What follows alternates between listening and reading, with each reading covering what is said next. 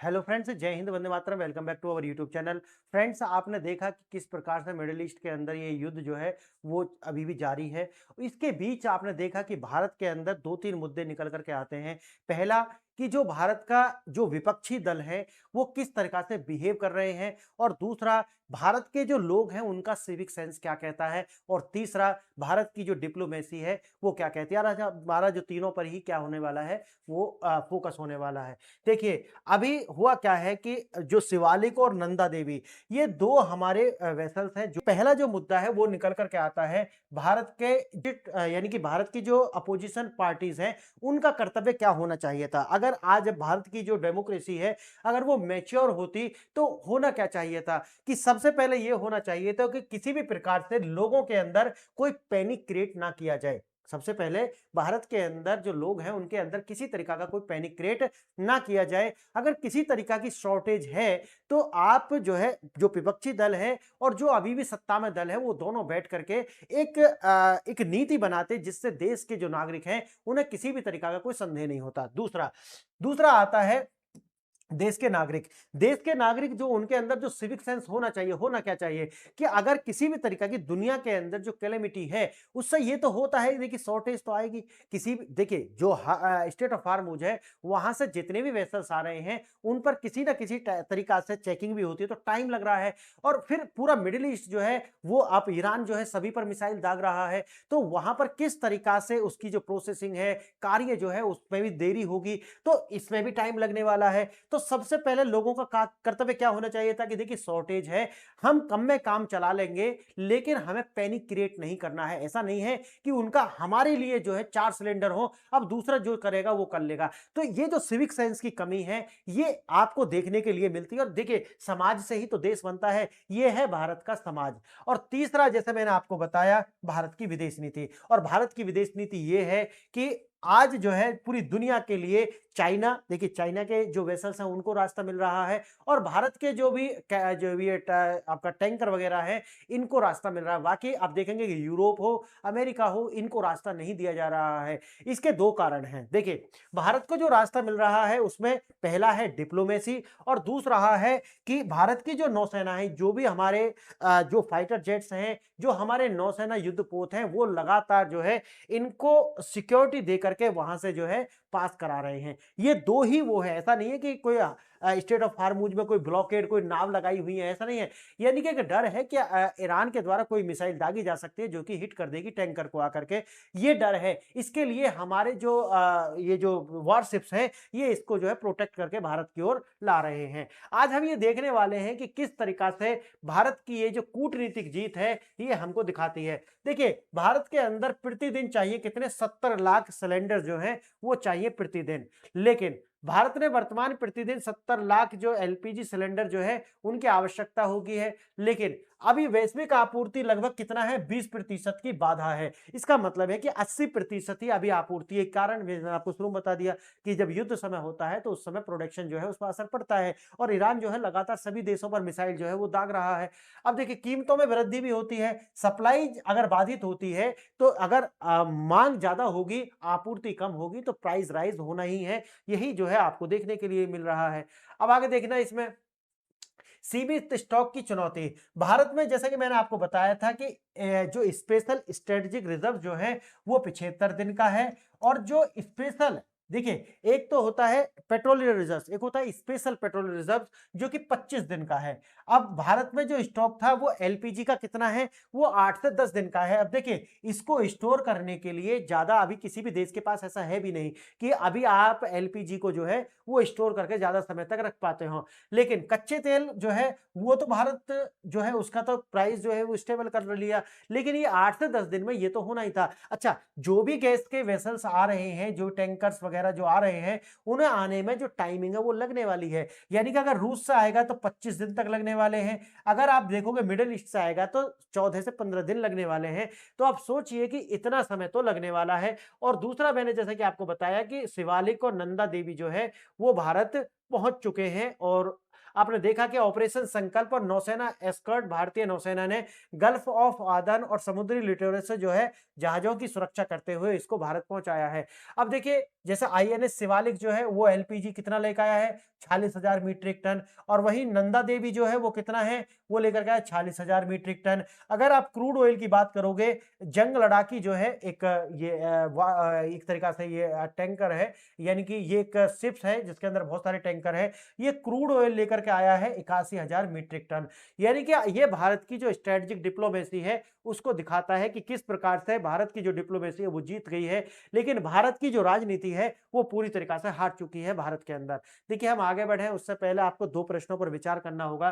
पहला प्रश्न है, हाल ही में मीडिया रिपोर्ट में दावा किया गया है भारत ने अपने जहाजों की सुरक्षा वापसी के लिए स्टेलर रूबी और अल जकारिया जैसे जहाजों को छोड़ने की डील ईरान के साथ की है। भारत सरकार के आधिकारिक बयान के अनुसार इन जहाजों का वास्तविक संचालन किसके द्वारा किया जा रहा था? पहला, ईरान नौसेना, यूएई स्थित एक भारतीय ऑपरेटर, तीसरा सोमाली समुद्री लुटेरे और चौथा अमेरिकी डार्क फ्लीट। अब देखिए दूसरा, अगर आप जानते हैं आंसर ठीक है, नहीं तो लास्ट वाली स्लाइड पर आपको आंसर मिल जाएंगे। दूसरा प्रश्न, भारतीय नौसेना ने अदन की खाड़ी यानी गल्फ ऑफ अदन में अपने युद्धपोत किस मुख्य उद्देश्य के किस ऑपरेशन के तहत तैनात किए हैं? पहला, अमेरिका के दबाव में ऑपरेशन प्रॉस्पेरिटी, दूसरा हॉर्मुज जलड मरुमध्य को ब्लॉक करने के लिए ऑपरेशन त्रिशूल, तीसरा समुद्री लुटेरे से भारतीय ऊर्जा संपादन बचाने के लिए ऑपरेशन संकल्प, और चौथा नाटो की सहायता के लिए ऑपरेशन सागर। अगर आप आंसर जानते हैं तो वेल एंड गुड, अदरवाइज आपको लास्ट में मिल जाएगा। आइए देखते हैं शिवालिक जो है वो कितना लेकर के आया है ये कार्गो। ये गुजरात पहुंचा है, 46,000 मीट्रिक टन जो है वो क्षमता का है और 33 लाख सिलेंडर इसमें भर सकते हैं। दूसरा है नंदा देवी, ये कितना एलपीजी लेकर के आया, ये भी जामनगर पहुंचा है, ये 40,000 जो है मीट्रिक टन लेकर के पहुंचा है। और एक है जंग लड़ाकी जो है, ये क्रूड ऑयल लेकर के पहुंचा है कार्गो, और ये है 81,000 टन कच्चा तेल जो है लेकर के पहुंचा है, ये मैंने आपको पहले भी बता दिया है। अब देखिए ऑपरेशन संकल्प और अदन की खाड़ी, अंतर्राष्ट्रीय बाजार में कच्चे तेल की जो कीमतें हैं वो 153 बैरल पार कर चुका है, और मैंने पहले भी आपको बताया था कि ये जो कीमतें हैं इनमें बहुत तेजी से गिरावट और बहुत तेजी से उछाल देखने के लिए मिल रहा है। इसका मतलब ये है कि यहाँ पर अमेरिका जो है वो पैसा बना रहा है, यानी कि पहले उसको एब्जॉर्ब कर रहा है फिर अचानक से रिलीज कर रहा है। ये कार्य भी जो है अमेरिका इसमें कार्य कर रहा है। देखिए युद्ध के माहौल और कच्चे के तेल की कीमतों का फायदा उठाकर सोमाली जो लुटेरे हैं वो भारतीय जहाजों को हाईजैक कर सकते हैं, इसीलिए जो है मैंने जैसा बताया कि वॉरशिप्स जो है इसे प्रोटेक्ट कर रहे हैं। नौसेना ने अमेरिका के दबाव में नहीं बल्कि अपने काले सोने यानी कि गैस और ऑयल जो है उनके नाविकों की सुरक्षा के लिए ऑपरेशन संकल्प के तहत ही 3 युद्धपोत वहां पर तैनात किए हैं। तीसरा उद्देश्य क्या है? अपनी ऊर्जा संपदा को सुरक्षित रखना और किसी को ब्लैकमेल या हाईजैक की स्थिति से बचाना, ये भारत के जो जंगी जहाज है इनका वहां पर इंस्टॉलेशन का कार्य है। अब देखिए मीडिया की अफवाह क्या है, भारत ने ईरान के साथ एक हाथ दो हाथ यानी कि एक हाथ दे एक हाथ ले वाली जो नीति है उस पर कार्य किया है। भारत 3 सीज किए गए ईरानी शैडो फ्लीट्स जहाज यानी कि स्टेलर रूबी, असफॉल्ट स्टार और अल जफरिया जो छोड़े जाएंगे, ऐसा जो है बातें सामने आ रही हैं, और ये इसमें कुछ भी गलत नहीं है। मैं अभी आपको बताता हूं, भारत अगर इस पर कार्य नहीं करता ये भारत की गलती है। भारत अगर किसी भी तरीका की मदद दूसरे देशों की करता है और उसके एवज में कुछ नहीं लेता तो ये भारत की गलती है। लेकिन ईरान अगर ये कार्य कर रहा है तो मैं इससे बहुत प्रसन्न हूं कि विदेश नीति होनी चाहिए इसी तरीका की, एक हाथ लीजिए एक हाथ दीजिए, क्योंकि यही लॉन्ग टर्म में चलता है। और जिस तरीका से भारत की विदेश नीति कार्य कर रही है मैं उसको 100 में से 80 मार्क्स दे सकता हूं, लेकिन घरेलू नीति पर तो 100 में से 20 मार्क्स का ही कार्य जो है आज की जो भारत की सरकार है उसके द्वारा किया गया है। अब देखेंगे आप आधिकारिक सत्य क्या है। एक्सटर्नल मिनिस्ट्री क्या कह रही है, वो कह रही है कि देखिए ईरानी दूतावास दोनों ने इस दावे का जो है पूर्णतः खंडन किया है। ये जहाज ईरानी नौसेना के नहीं बल्कि यूएई में बैठे एक भारतीय ऑपरेटर जोगिंदर सिंह बरार के थे, जो कि 30 टैंकर्स की फ्लीट चलाता था। किसी भी प्रकार का कोई एक्सचेंज डील नहीं हुई है, ऐसा भारत सरकार कह रही है। अगर हुई भी हो तो इससे कोई ज्यादा आपको परेशानी की आवश्यकता नहीं है, क्योंकि ये विदेश नीति है और इसमें गिव और टेक से ही चलती है, किसी तरीका का कोई जो इमोशंस इसमें नहीं होते हैं। देखिए एस जयशंकर ने यूरोप में स्पष्ट किया कि भारत बिना किसी स्थायी समझौते के अपने हितों और जहाजों की सुरक्षा कर रहा है। भारत ने उजागर किया कि फ्रांस और इटली जैसे देश भी हॉर्मुज में अपना माल निकालने के लिए गुप्त रूप से तेहरान से बातचीत कर रहे हैं। मध्य भूमिका में देखेंगे कि फिनलैंड की राष्ट्रपति ने सुझाव दिया कि चूंकि भारत के संबंध अमेरिका और ईरान दोनों से बेहतर हैं, इसलिए भारत को इस युद्ध विराम में मध्यस्थ बनना चाहिए। और इसको मैं पहले भी कह चुका हूं कि भारत जो है वो इसके अंदर मध्यस्थता करने के जो प्रस्ताव है वो भारत के पास है, लेकिन भारत ऐसा कार्य करेगा नहीं, क्योंकि हमें ज्यादा इससे भी कोई ज्यादा सरोकार नहीं है। मैं अलग अलग वीडियोस में इसे बता चुका हूं, सारी वीडियो देखेंगे तो पता चल जाएगा आपको। ट्रंप का बयान, डोनाल्ड ट्रंप ने स्वीकार किया है कि ईरान अत्यधिक आईक्यू के साथ में जो है वो लड़ रहा है और एक चेस गेम की तरीका से कार्य कर रहा है, ऐसा डोनाल्ड ट्रंप का कहना है। अरब देशों की चुप्पी, कतर, बहरीन, कुवैत और यूएई जैसे सहयोगी देश भी अमेरिका के साथ जो है ईरान पर हमला करने से बच रहे हैं। और कारण क्या है, उसका कारण मैं अलग भी बता चुका हूं, ये है इनके ऑयल डिपोज, यानी कि ईरान के द्वारा अगर ये देश किसी तरीका से ईरान पर हमला करते हैं, रिटेलिएट करते हैं, तो ईरान के द्वारा इन पर जो है वो इनके जो ऑयल डिपोज हैं उन पर अटैक किया जाएगा, जिससे ये बिल्कुल जो है बर्बाद हो जाएंगे। नाटो की विफलता, अब देखिए अमेरिका के द्वारा कहा जा रहा है कि नाटो को जो है यहां पर आकर के खासकर जो स्टेट ऑफ हॉर्मुज है इसकी स्वतंत्रता को बनाए रखने के लिए अपनी सेनाओं को भेजना पड़ेगा। अब देखिए नाटो के अगर आप देश देखोगे तो मात्र वहां पर जाता है लगभग 15% तेल, 15%, और अमेरिका के लिए जाता है मात्र 6% तेल।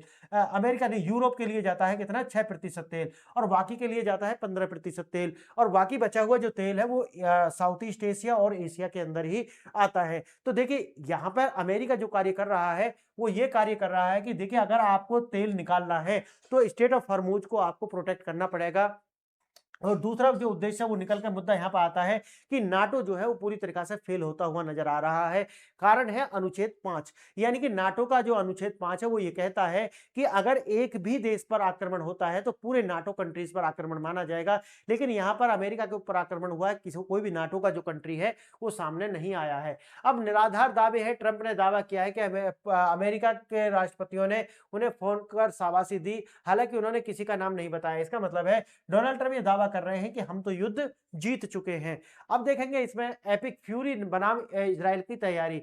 इजराइल का रुख ये है कि इजराइल लगभग 3 सप्ताह के लंबे और भीषण युद्ध की जो तैयारी है वो कर रहा है। इजराइल ने ईरान के आईआरसीजीसी प्रमुख निशाना बनाया और उसको जो है मार भी दिया है। अब देखेंगे इसमें ईरान के द्वारा जो है जवाबी हमला किया गया और रिवोल्यूशनरी गार्ड्स ने इस टकराव को एपिक फ्यूरी नाम दिया और फारस की खाड़ी पर पूर्ण नियंत्रण का दावा किया। अब देखिए ईरान ने अमेरिका में होने वाले आगामी फीफा विश्व कप के लिए अपनी फुटबॉल टीम जो है भेजने से इनकार कर दिया और इसको जो है मैक्सिको में शिफ्ट करने के लिए मांग की है। तो आज का जो मैंने जैसा कि आपको इसमें बताया है कि देखिए भारत के अंदर जिस तरीका की पॉलिटिकल लीडरशिप कार्य कर रही है और जिस तरीका से भारत की जो विदेश नीति है, अगर आप इसका आकलन देखना चाहते हैं तो ये लेक्चर आपके लिए पर्याप्त है कि किस तरीका से होना चाहिए था और किस तरीका से भारत के लोगों के द्वारा, भारत की राजनीति के द्वारा और भारत की जो विदेश नीति है उसके कार्य किस तरीका से हैं, और खासकर जो है ईरान, इजराइल और अमेरिका जो है वो किस तरीका से युद्ध जो आगे बढ़ा रहे हैं, इसका आपको मैंने विश्लेषण दिया। और जो दो प्रश्न मैंने पूछे थे उनमें पहले का आंसर है बी, यानी कि यूएई स्थित एक भारतीय ऑपरेटर, और दूसरे का आंसर है सी, यानी कि समुद्री लुटेरे से भारतीय ऊर्जा संपदा बचाने के लिए ऑपरेशन संकल्प। और इसको पढ़ लेना आप लेक्चर को रोक करके। आपने वीडियो देखा इसके लिए धन्यवाद।